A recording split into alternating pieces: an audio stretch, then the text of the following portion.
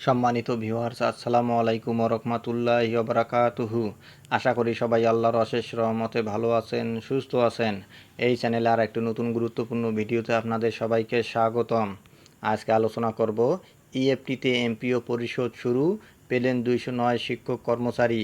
বিস্তারিত থাকছে ভিডিওতে। এই ভিডিওটি দেখার আগে যারা এই চ্যানেলে একদম নতুন তারা অবশ্যই চ্যানেলটি সাবস্ক্রাইব করে পাশে থাকা বেল আইকনটি প্রেস করে দিন।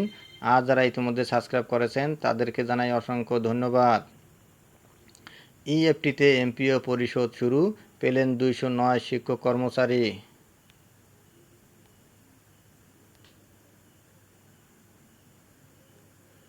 ভোগান্তি কমাতে বেসরকারি শিক্ষা প্রতিষ্ঠানের এমপিওভুক্ত শিক্ষক কর্মচারীদের বেতন ইলেকট্রনিক ফান্ড ট্রান্সফারের ইএফটি মাধ্যমে পরিশোধ শুরু হয়েছে।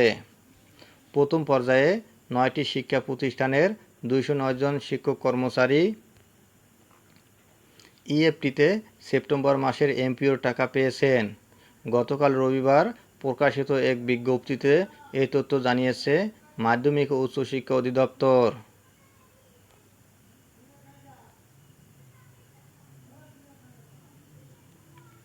উপপরিচালক মোহাম্মদ শাহজাহান স্বাক্ষরিত বিজ্ঞপ্তিতে আরও জানানো হয়েছে, ইএফটিতে বেতন পাওয়াদের মধ্যে বেসরকারি স্কুলে কর্মরত 104 জন ও বেসরকারি কলেজে কর্মরত 105 জন শিক্ষক কর্মচারী রয়েছেন।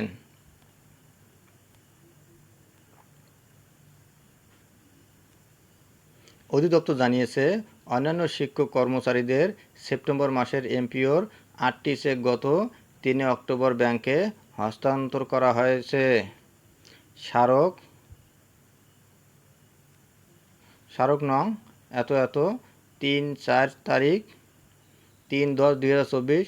শিক্ষক কর্মচারীরা আগামী 9 অক্টোবর পর্যন্ত সংশ্লিষ্ট শাখা থেকে এমপিওর বা বেতন ভাতার সরকারি অংশের টাকা তুলতে পারবেন।